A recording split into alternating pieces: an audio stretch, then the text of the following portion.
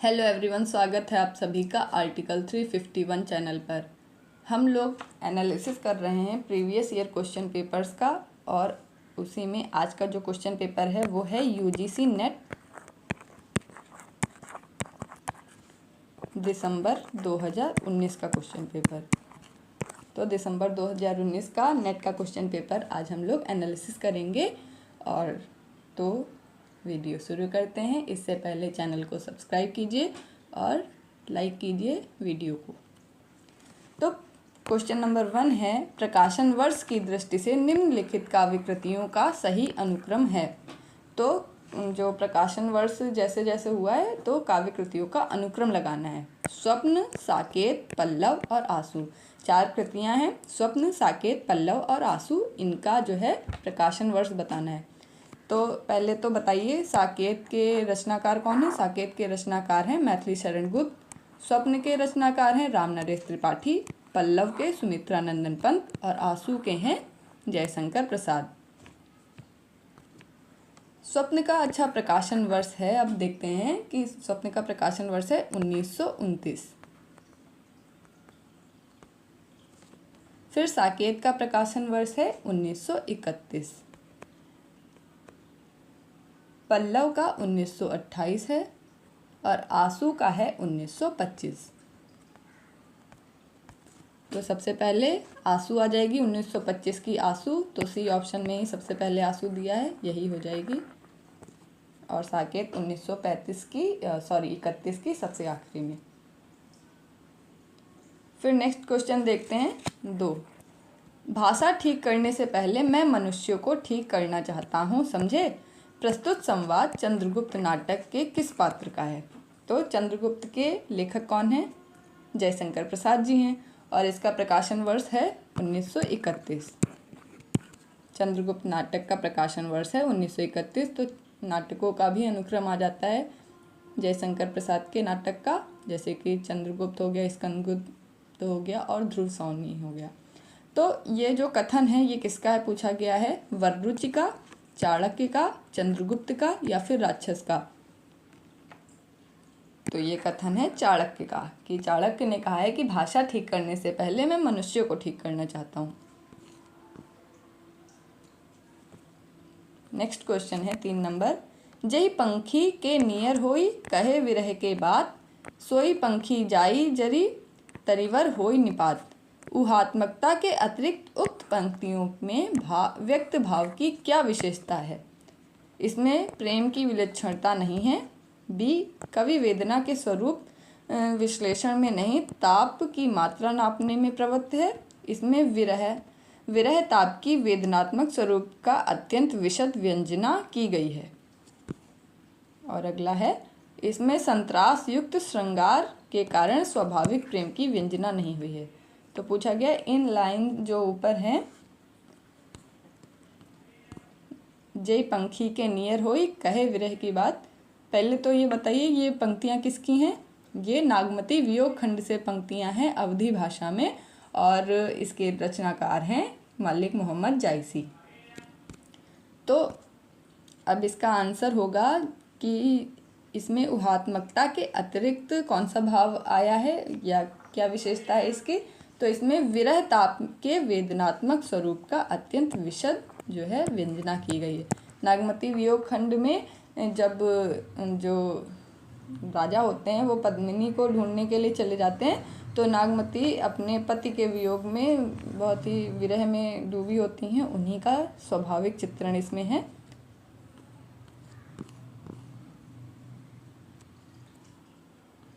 फिर next question है, किस आचार्य ने शक्ति, लोक व्यवहार आदि से प्राप्त निपुणता तथा काव्यज्ञों की शिक्षा प्राप्त कर किए गए अभ्यास को काव्य का हेतु माना है।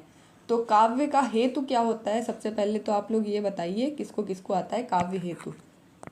फिर काव्य हेतु सर्वमान्य है अभ्यास, व्युत्पत्ति, और एक चीज़ और है प्रतिभा। सबसे इम्पोर्टेंट क्या है, प्रतिभा है। तो प्रतिभा, अभ्यास और व्युत्पत्ति। तो किस आचार्य ने अभ्यास को काव्य का हेतु माना है, इसका उत्तर हो जाएगा अभिनव गुप्त, विश्वनाथ, राजशेखर या फिर मम्मट? तो इसका उत्तर हो जाएगा आचार्य मम्मट ने माना है। मम्मट की रचना क्या है? कमेंट कीजिए। मम्मट की रचना है काव्य प्रकाश। कॉलरिज के अनुसार 5th नंबर क्वेश्चन है। कॉलरिज के अनुसार यानी कि कॉलरिज ने जो सिद्धांत दिया है उसके अनुसार बताना है। 1. कल्पना दार्शनिक चिंतन का परिणाम नहीं है। 2. कल्पना कार्यत्री प्रतिभा है, यही कवि की सृजनात्मकता है। 3. कल्पना की मूल प्रकृति केवल अनुकृति परक है। 4. कल्पना में वैज्ञानिक सुशृंखलता नहीं होती है। तो 4th ऑप्शन जो देखा जाए तो वो सही है। कल्पना मतलब कल्पना हम सोचने में कुछ भी सोच सकते हैं, चंद्रमा पे जा सकते हैं। अब चंद्रमा पे चल भी सकते हैं, रहने लगे, लेकिन वहाँ ऑक्सीजन लेवल और ग्रेविटी बहुत कम है, तो हम चल पाएंगे? नहीं चल पाएंगे। लेकिन कल्पना करके हम लोग ये सब कर सकते हैं। तो सुशृंखलता नहीं होती, ये पॉइंट हो जाएगा 4 नंबर। और इसके अलावा जो कल्पना दार्शनिक चिंतन का परिणाम नहीं होती है, ऐसा कह सकते हैं कि इसमें दर्शन की कोई ज़रूरत उतनी ज़्यादा है नहीं। लेकिन कल्पना जो है कार्यत्री प्रतिभा है, यही कवि की सृजनात्मकता है। यानी कि 2 और 4 जो है वो सही है। बी ऑप्शन इसका उत्तर हो जाएगा। दिवस का अवसान समीप था, गगन था कुछ लोहित हो चला, तरुशिखा पर थी अब राजती कमलनी कुछ वल्लभ की प्रभा। इन काव्य पंक्तियों का आशय है: 1. सूर्यास्त हो गया है। 2. आसमान में लालिमा फैलने लगी है। 3. चिड़ियाँ अपने नीड़ों में विश्राम कर रही हैं।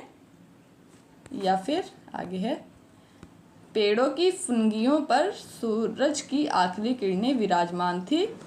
और इनका सही विकल्प चुनना है कि इन काव्य पंक्तियों में क्या क्या कहा गया है। पहले तो ये पंक्तियाँ कहाँ से आई हैं, इसको पहचानना है हमें। दिवस का अवसान समीप था, ये जो है प्री प्रवास की पहली ही पंक्तियाँ हैं। प्री प्रवास की शुरुआत में ही ये आती हैं। और प्री प्रवास के लेखक हैं हरिऔध। प्री प्रवास का जो प्रकाशन वर्ष है वो है 1914। इसका पहले नाम रखा था ब्रजांगना विलाप और इसमें 17 सर्ग हैं। तो इसमें कहा गया है दिवस का अवसान समीप था, यानी कि जो है आसमान में क्या था, कुछ लोहित हो चला। लोहित का मतलब है लाल रंग का होने लगा था। आसमान में लालिमा फैलने लगी थी, तो दूसरा हो जाएगा। और चौथा कि पेड़ों की फुनगियों पर सूरज की आखिरी किरणें विराजमान थी।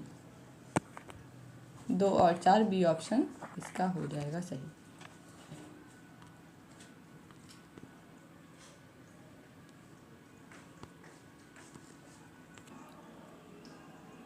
सेवन नंबर क्वेश्चन है: शब्द की जिस शक्ति से उसके सांकेतिक अर्थ का बोध होता है वह कौन सी शब्द शक्ति होती है? अभिधा, लक्षणा, व्यंजना, शुद्ध लक्षणा। तो शुद्ध लक्षणा जो होती है वो लक्षणा का ही एक प्रकार है। बाकी देखें तो जिसमें सांकेतिक अर्थ का बोध हो जाए, जब अर्थ का बोध हो जाता है तो वो कौन सी शब्द शक्ति होती है? अभिधा होती है।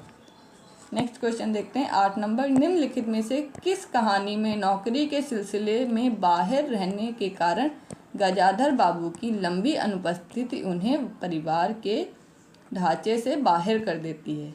1. चीफ की दावत, बी. वापसी, सी. दोपहर का भोजन, डी. बूढ़ी काकी। तो गजाधर बाबू नौकरी के सिलसिले में बाहर रहते हैं और इस वजह से क्या होता है, वो घर में तो रह नहीं पाते हैं, तो उनको परिवार के ढांचे से वो बाहर हो जाते हैं। ये कहानी मतलब कहानी है एक तरीके से किसकी है? वापसी कहानी में ये वर्णन है। और जो वापसी है ये उषा प्रियमवदा की है।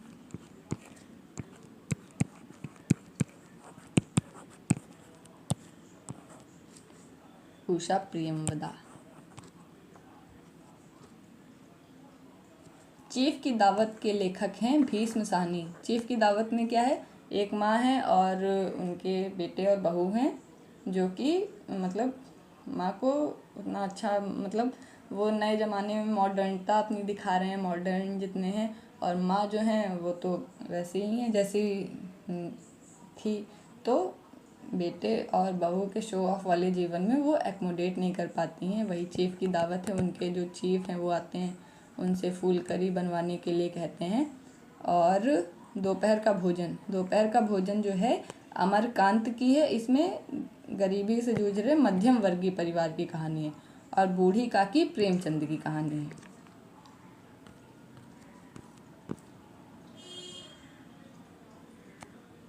फिर नेक्स्ट क्वेश्चन देखते हैं, 9 नंबर है, तलाकशुदा माता पिता की संतान की मानसिकता पर आधारित उपन्यास है।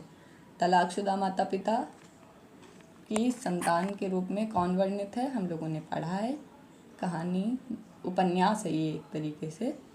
और यूनिट 6 में हम लोगों ने पढ़ा है महाभोज, आपका बंटी, अंधेरे बंद कमरे, शेखर एक जीवनी। तो आपका बंटी में है ये, क्योंकि बंटी के माता पिता जो होते हैं उनका तलाक हो जाता है। फिर उनकी माँ जो होती हैं शगुन, वो कहीं और शादी कर लेती हैं, और जो अजय बत्रा होते हैं इनके पिता, वो कलकत्ता में शादी कर लेते हैं। तो ये जो है आपका बंटी में। महाभोज जो है इसके रचनाकार कौन है? महाभोज की रचनाकार हैं मन्नू भंडारी। अंधेरे बंद कमरे के रचनाकार हैं मोहन राकेश। शेखर एक जीवनी के तो आपको पता ही है, अज्ञेय हैं। फिर 10 नंबर क्वेश्चन है, प्रकाशन वर्ष के अनुसार उपन्यासों का अनुक्रम बताना है। परीक्षा गुरु, गोदान, शेखर एक जीवनी, तमस। तो इसमें दिमाग लगाने की जरूरत ही नहीं है। हिंदी का पहला मौलिक उपन्यास परीक्षा गुरु ही है, तो सबसे पहले परीक्षा गुरु आना चाहिए। तो 2 ऑप्शन में परीक्षा गुरु पहले, तो इनको देखना पड़ेगा। अब देखो, गोदान जो है प्रेमचंद पहले थे, और तो प्रेमचंद का गोदान जो है वो 1936 में आया है। शेखर एक जीवनी जो है वो 1940 की है। तो यहीं से अनुक्रम पता चल जाएगा कि 1936 का पहले आएगा, फिर 1940 का आएगा, और तमस तो सबसे आखिरी में आएगा, 1973 ईस्वी का है। तमस के रचनाकार हैं भीष्म साहनी। और तमस में क्या है, विभाजन की त्रासदी का वर्णन है।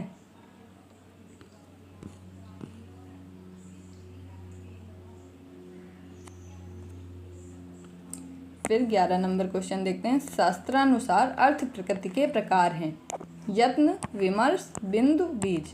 तो शास्त्रानुसार अर्थ प्रकृति के प्रकार हैं, कूट दिए गए हैं, इनको चुनना है। इसका सही उत्तर होगा कि जो बीज है और बिंदु है, यानी कि 3 और 4, ये हो जाएगा सी ऑप्शन। बीज और बिंदु जो हैं अर्थ प्रकृति के प्रकार हैं। फिर द्विवेदी युगीन कविता की प्रवृत्तियाँ पूछी गई हैं कि कौन कौन सी हैं 12 नंबर क्वेश्चन में। समाज सुधार, गीति काव्य की प्रचुरता, स्वच्छंदता, इतिवृत्तात्मकता। तो सही कूट इसमें भी चुनना होगा।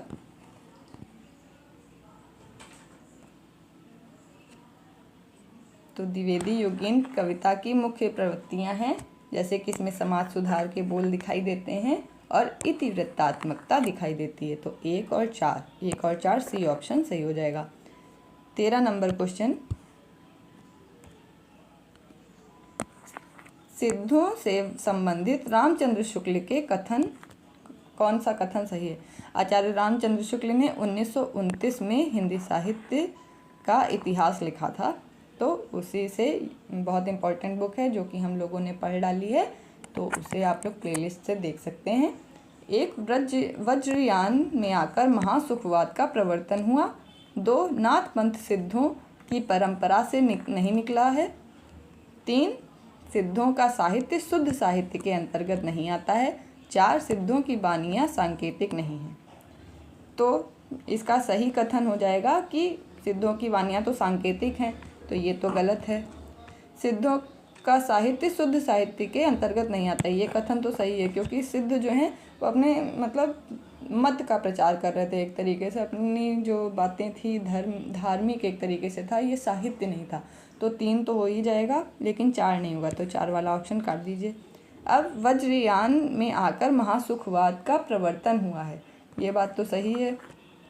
तो क्योंकि सिद्धों से जो बौद्धों की वज्रयान शाखा थी उसी से सिद्ध निकले और उन्होंने क्या किया, महासुखवाद का प्रवर्तन किया। और जो नाथ पंथ हैं वो सिद्धों से ही, सिद्धों की परंपरा से ही निकले। सिद्धों की जो ये मतलब सांकेतिक और बहुत सारी उसमें बुराइयां आ रही थी, उन्हीं की प्रतिक्रिया में नाथ पंथ का जन्म हुआ था। तो 1 और 3 हो जाएगा सही, ऑप्शन ए उत्तर सही होएगा। नेक्स्ट देखते हैं। 14 नंबर क्वेश्चन है, धर्मवीर भारती के संदर्भ में क्या सही नहीं है? वे व्यक्ति स्वातंत्र के विरोधी कवि हैं, वे व्यक्ति स्वातंत्र के पक्षधर कवि हैं, वे कैशोर्य भावुकता के लेखक हैं, वे मिथकी संदर्भों पर आधारित कविता लिखने वाले कवि हैं। तो धर्मवीर भारती के संदर्भ में क्या सही नहीं है ये बताना है। तो देखो, कैशोर्य भावुकता के लेखक हैं और मिथकी संदर्भों पर आधारित कविता लिखने वाले कवि हैं। और इसमें देखो, व्यक्ति स्वातंत्र के विरोधी कवि हैं और व्यक्ति स्वातंत्र के पक्षधर कवि हैं। तो ये दोनों चीज़ें विरोधाभास हैं। अगर ये सही होगा तो ये नहीं हो सकता, ये सही होगा तो ये नहीं हो सकता। तो सी और डी ऑप्शन तो नहीं उत्तर है इसका, ए या बी में से ही है। तो ये जो हैं व्यक्ति स्वातंत्र के विरोधी कवि हैं, यानी कि ए ऑप्शन इसका सही होगा। एलिमिनेशन भी इस तरीके से हम लोग लगा सकते हैं क्वेश्चन में।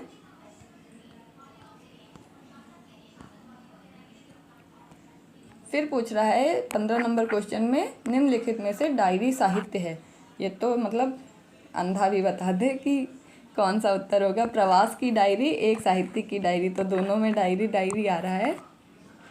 तो ये हो जाएगा सही विकल्प इसका 1 और 2 सी ऑप्शन। बाकी दिल्ली मेरा देश और जो ऋणजल धनजल है ये डायरी साहित्य में नहीं है।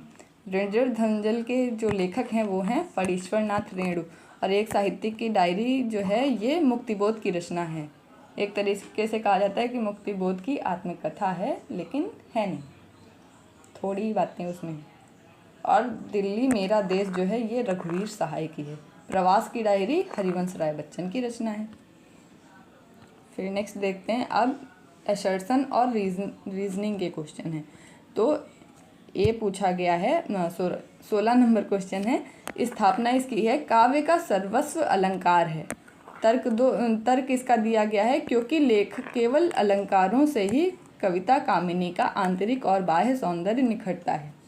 तो क्या ऐसा है? नहीं है। अगर इसमें लिखा होता कि अलंकारवादी कवियों ने तो माना है कि कविता का सर्वस्व जो है, काव्य की आत्मा क्या है, अलंकार है, लेकिन यहाँ पे तो एक नॉर्मल बात कही गई कि सर्वमान्य मत क्या हो। तो कविता का सर्वस्व अलंकार तो हो ही नहीं सकता है, रस भी है, ध्वनि भी है, तो ये सारी चीज़ें भी तो कविता में ध्यान रखी जाती हैं काव्य में। तो ये गलत है, क्योंकि केवल अलंकारों से ही कविता कामनी का आंतरिक और बाह्य सौंदर्य निखरता है। तो ये भी नहीं है, तो ए आर दोनों गलत हो जाएंगे, सी ऑप्शन इसका उत्तर होएगा। फिर नेक्स्ट क्वेश्चन देखते हैं 17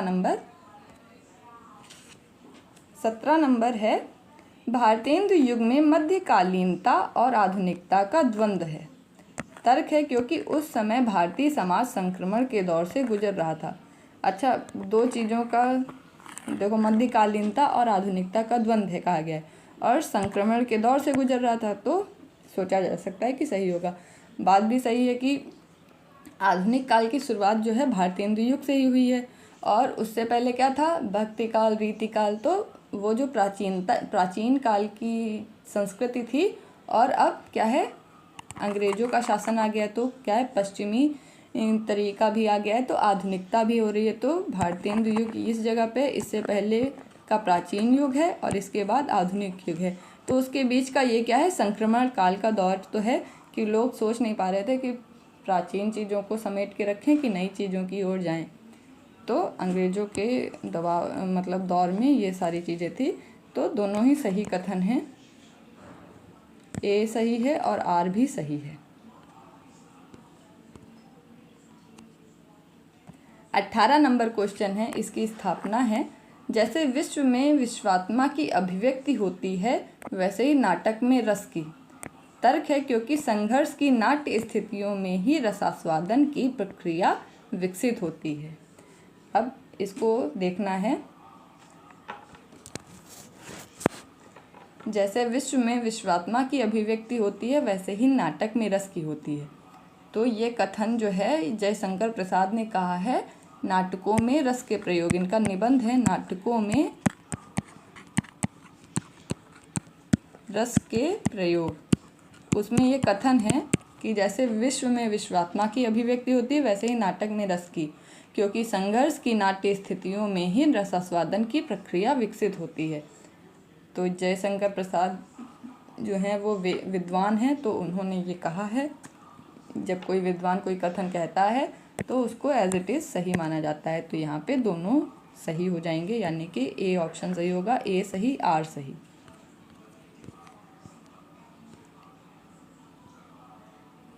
नेक्स्ट क्वेश्चन है 19 नंबर, स्थापना है। आधुनिकता एक अनवरत और अंतहीन प्रक्रिया है। तर्क, क्योंकि प्रत्येक परिवर्तन नए संशय, सिद्धांतों और संभावनाओं को जन्म देता है। सही है। जो आधुनिकता है, अगर जब भारतेंदु युग था उसको आधुनिक काल कह रहे थे कि आधुनिक काल की शुरुआत वहाँ से हो गई थी। आज भी हम बैठे हैं ये भी आधुनिक काल में। तो आधुनिकता जो है जैसे पानी है ना, हमेशा बहता रहता है, चेंज होता रहता है। इस जगह का पानी यहाँ बह गया, अब यहाँ पे दूसरा पानी आ जाएगा, तो ये नया पानी है, फिर ये धीरे बह जाएगा। तो वैसे ही जो आधुनिकता है वो क्या है, अनवरत, यानी कि रुकती नहीं है और ये अंतहीन प्रक्रिया। हमेशा मतलब जो चीज़ होएंगी आधुनिक होएंगी। कभी हमारे पिताजी का जन्म हुआ था तो वो आधुनिक थे, आज हम लोग हैं, कल कोई और आधुनिक हो जाएगा। तो ये अंतहीन प्रक्रिया है, ये तो सही बात हो गई। क्योंकि प्रत्येक परिवर्तन एक नए संशय, सिद्धांत और संभावनाओं को जन्म देता है। तो ये भी कथन सही है। देखो जैसे एक समय पे हिंदू धर्म ही था, सनातन धर्म ही था, तो उसमें क्या हुआ, जब गौतम बुद्ध आए तो उसमें बुराइयां देखी और अपना निकाल दिया, बौद्ध धर्म निकाला। फिर क्या हुआ कि जब टाइम बीतता गया तो बौद्ध धर्म में कुछ बुराइयां आ गई, तो लोग दूसरे धर्म में जैसे जैन धर्म में कन्वर्ट हुए। तो ऐसे चेंजमेंट होता रहता है। कोई भी चीज़ हो, संविधान लागू हुआ था तो उसमें सारी चीज़ें ठीक लग रही थी उस समय, फिर क्या हुआ, संविधान संशोधन हो के नई चीज़ें, जैसे जैसे हमें ज़रूरत पड़ती है हम लोग चीज़ें चेंज करते रहते हैं। तो इसी तरीके से क्या है, कहा जा सकता है कि परिवर्तन हमेशा होते रहते हैं, कि जैसे जैसे इंसान को ज़रूरत पड़ती है वो परिवर्तन करता रहता है। तो आधुनिकता क्या है, अनवरत और अंतहीन प्रक्रिया है, ये हमेशा ही चलती रहेगी। तो ए सही, आर सही, बी ऑप्शन इसका सही हो जाएगा।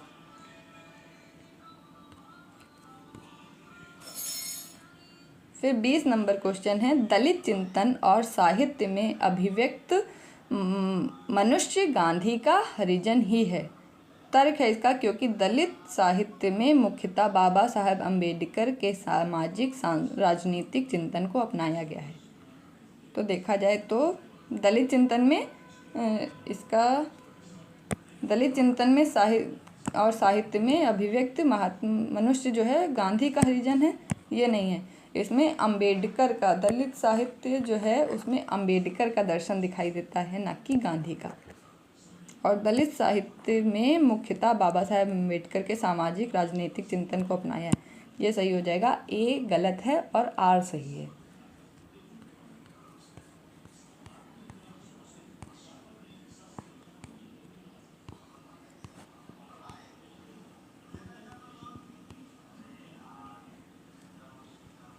इक्कीस नंबर क्वेश्चन देखते हैं। अफ्रीका में रंग भेद और उपनिवेशवादियों की स्थानीय और भारतीय मूल के निवासियों के प्रति घृणा और क्रूरता का मार्मिक चित्रण किस उपन्यास में है? पहला गिरमिटिया, जुगलबंदी, परिशिष्ट, तीसरी सत्ता।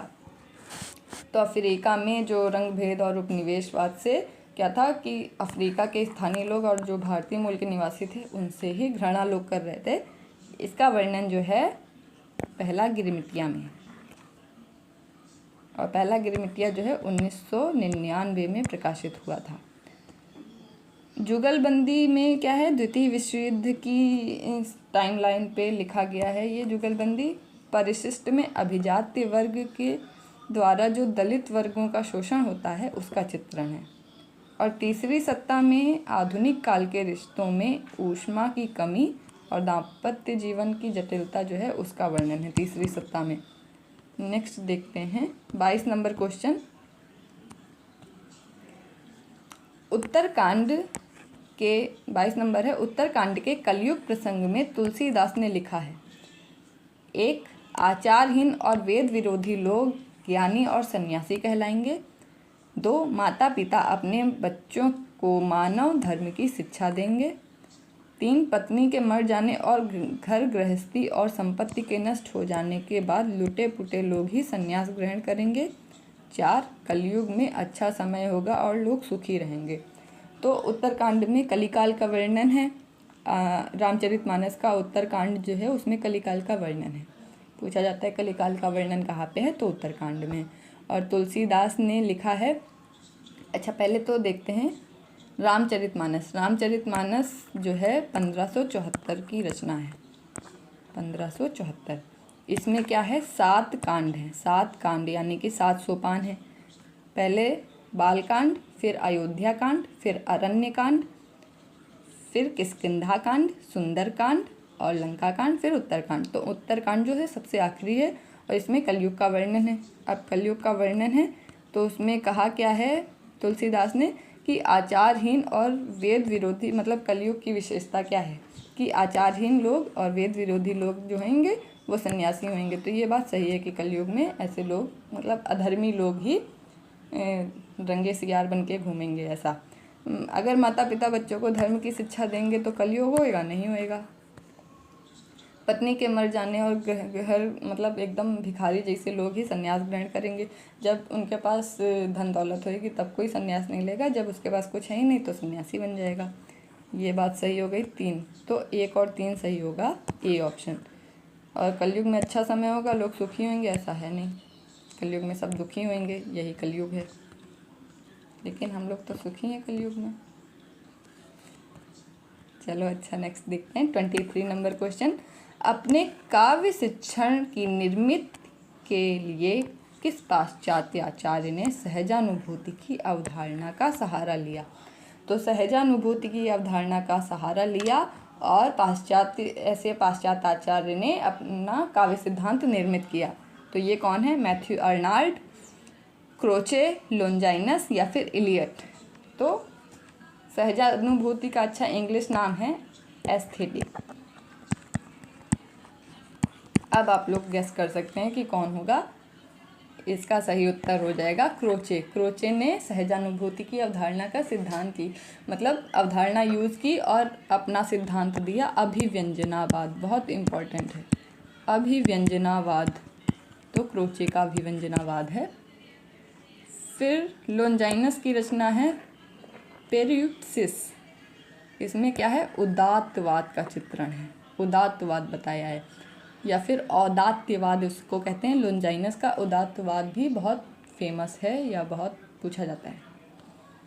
फिर नेक्स्ट देखते हैं 24 नंबर क्वेश्चन। प्रकाशन वर्ष की दृष्टि से भीष्म साहनी के नाटकों का सही अनुक्रम बताना है। हानुस, माधवी, रंग दे बसंती चोला, आलमगीर।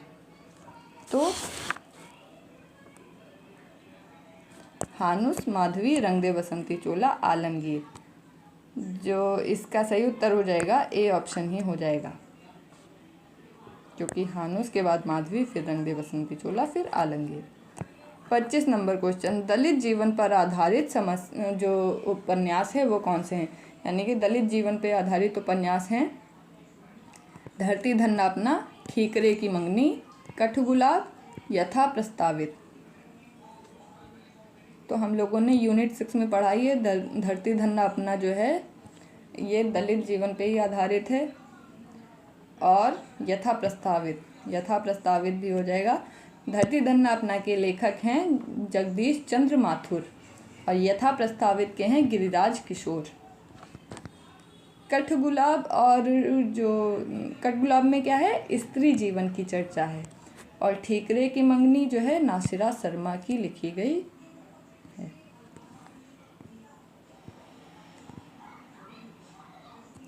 छब्बीस नंबर क्वेश्चन देखते हैं।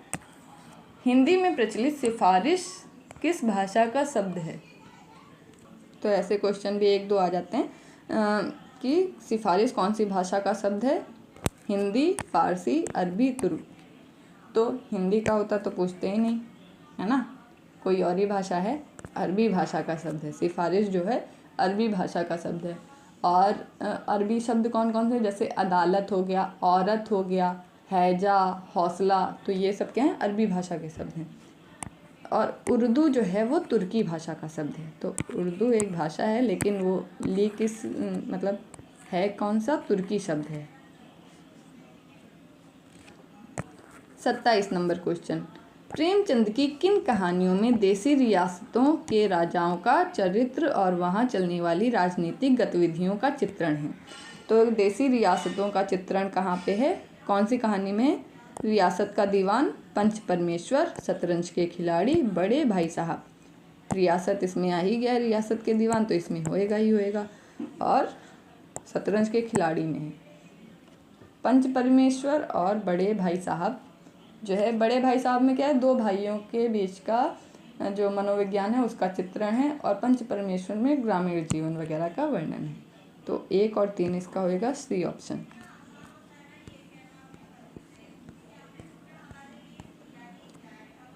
नीत्शे का संबंध किस विचारधारा से है? बताना है। नीत्शे जो हैं किस विचारधारा से संबंधित हैं? मनोविश्लेषणवाद, उत्तर आधुनिकतावाद, मार्क्सवाद, अस्तित्ववाद। तो नीत्शे जो हैं वो हैं अस्तित्ववादी। ठीक। और इन्होंने सुपरमैन की अवधारणा दी है कि एक अति मानव जो होगा, मतलब जो सामान्य मनुष्य के गुणों से भी ऊपर होएगा, वैसा मानव की कल्पना की है इन्होंने। 29 नंबर क्वेश्चन है, उपन्यास और उनके पात्रों को मिलाना है। जैसे कि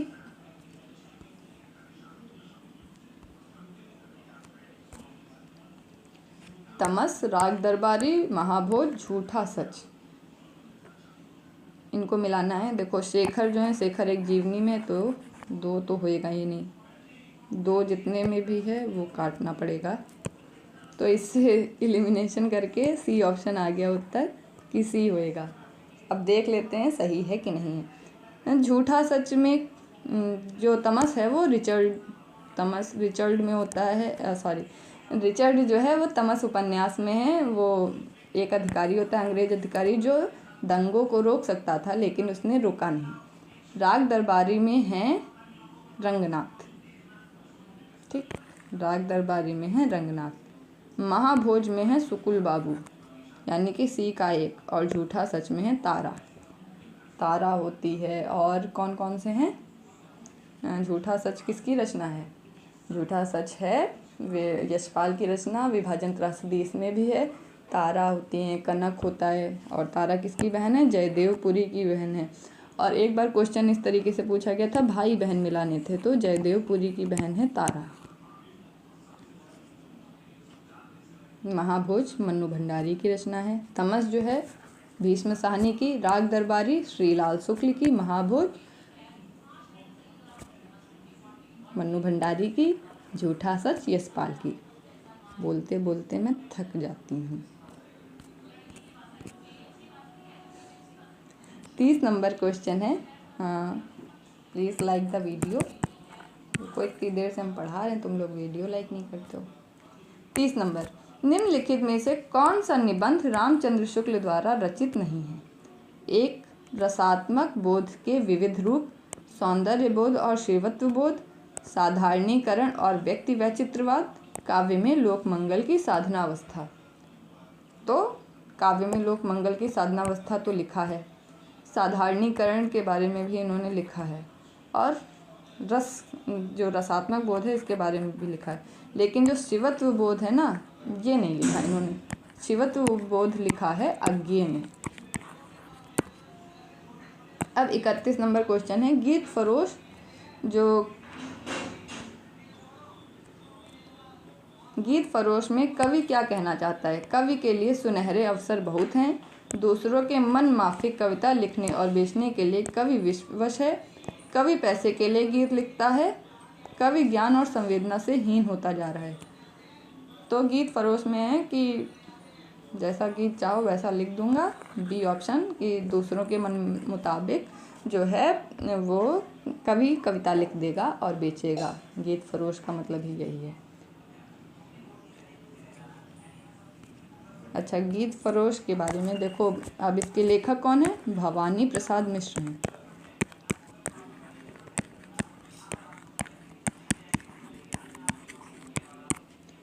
और गीत फरोश का प्रकाशन वर्ष है 1956। ये दूसरे तार सप्तक जो था, सेकंड तार सप्तक, उसमें संबंधित कवि हैं। तो दूसरे तार सप्तक के जितने भी कवि हैं वो आप लोग बताएंगे, ठीक है, कमेंट में। फिर नेक्स्ट देखते हैं, रामविलास शर्मा का कथन पूछा गया है, कौन सा है?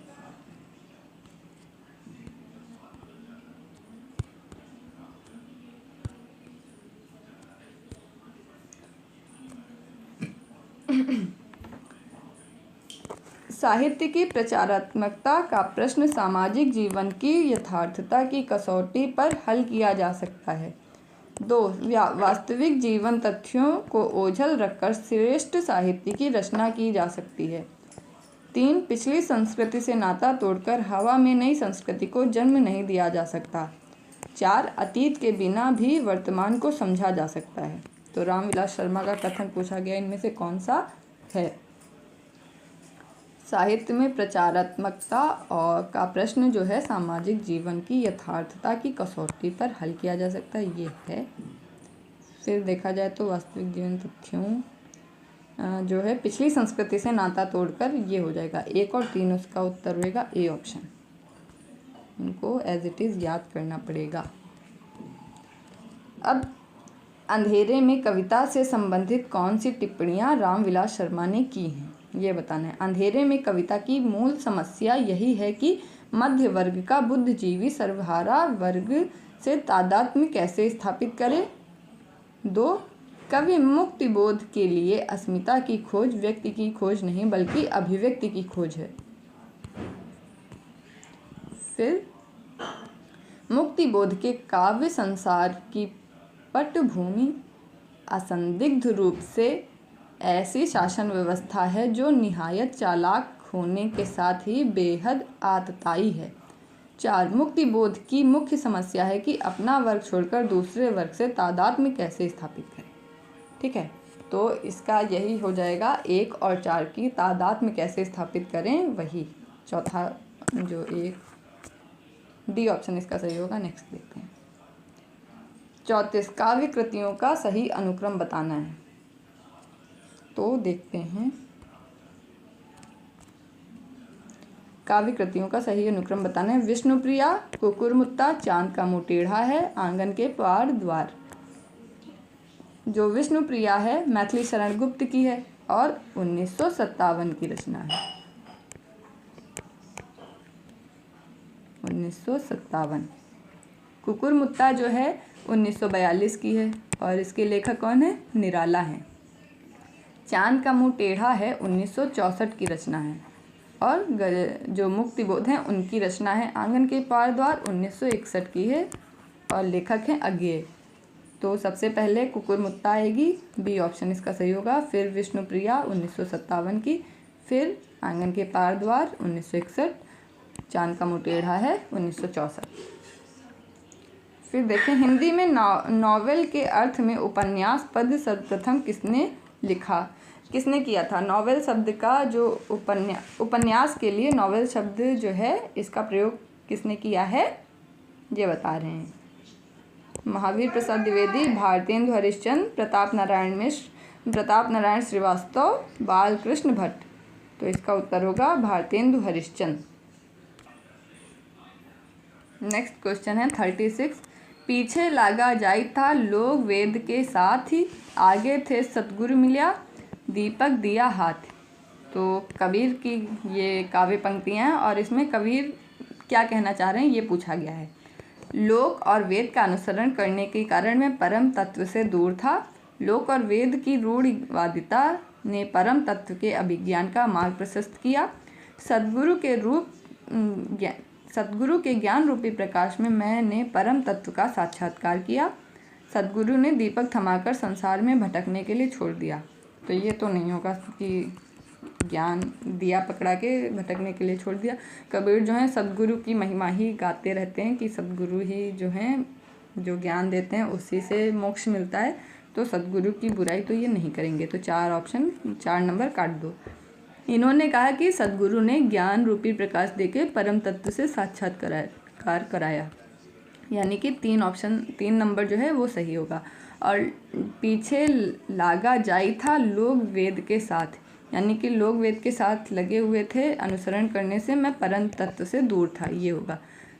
कि इस पूरी लाइन की अर्थ ये हो जाएगा कि जो लोकाचार था उसका अनुसरण करते करते जो मैं भगवान या ईश्वर से दूर था, और जब सदगुरु ने मुझे ज्ञान रूपी दिया तो मैं ईश्वर से मिल गया। तो 1 और 3 इसका सही होगा। नीचे ऑप्शन चुन लेंगे, यहाँ से बी ऑप्शन सही हो जाएगा। अब 37 नंबर क्वेश्चन देखते हैं। भारत भारती के संबंध में कौन से कथन सही हैं? भारत भारती की रचना मुसद्दसे मदोजरे इस्लाम की प्रेरणा से हुई। 2 राष्ट्रीय सांस्कृतिक चेतना जगाने में यह कृति विफल रही। 3 गुप्त जी भारत दर्पण के लेखक ब्रजमोहन दत्तात्रेय कैफी से भी प्रभावित थे। 4 इसमें आद्यंत भारत की दयनीय स्थिति का वर्णन है। तो 1 और 3 जो है ये सही होगा। गोविंद पांडे सरस्वती पांडे की जो बुक है हिंदी भाषा एवं साहित्य का वस्तुनिष्ठ इतिहास, उसको पढ़ लोगे तो ये क्वेश्चन एक बार में ही सही हो जाएगा। मतलब वो बुक तो एकदम रामबाण है, उसको पढ़ना ही पढ़ना है। हमने चैनल पे पढ़ाई भी है, तुम लोग पढ़ सकते हो। 1 और 3 इसका सही उत्तर हो जाएगा।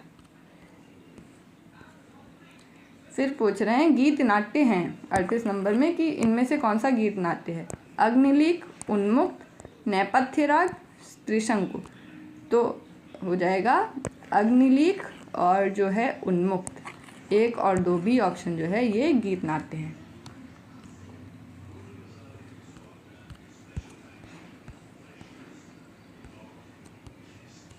39 नंबर क्वेश्चन है। भारतीय संविधान के किस अनुच्छेद में उच्चतम न्यायालय और उच्च न्यायालय की सब कार्यवाहियाँ अंग्रेजी भाषा में होंगी ये कहा गया है? तो हम लोगों ने याद किया है, ट्रिक है अष्ट न्याय, यानी कि जिसमें 8 होगा उसमें न्यायालय की बातें हैं, और अनुच्छेद 348। ऐसे ही मैंने ट्रिक से पढ़ाया है, आप लोग चैनल पे जाके देख सकते हैं। ठीक है, सब हम ही नहीं बताएंगे, खुद देखो जाके। 40 सर्व सुख नामक बनिया की कथा किस उपन्यास में है? देवरानी जेठानी कहानी, वामा शिक्षक, भाग्यवती, निसहाय हिंदू।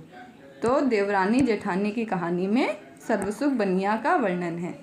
आज के वीडियो में इतना ही रखेंगे। आप लोग इसको पढ़िए, रिवाइज कीजिए, अपने दोस्तों के साथ शेयर कीजिए, चैनल सब्सक्राइब कीजिए, और बस thank you very much for watching this video.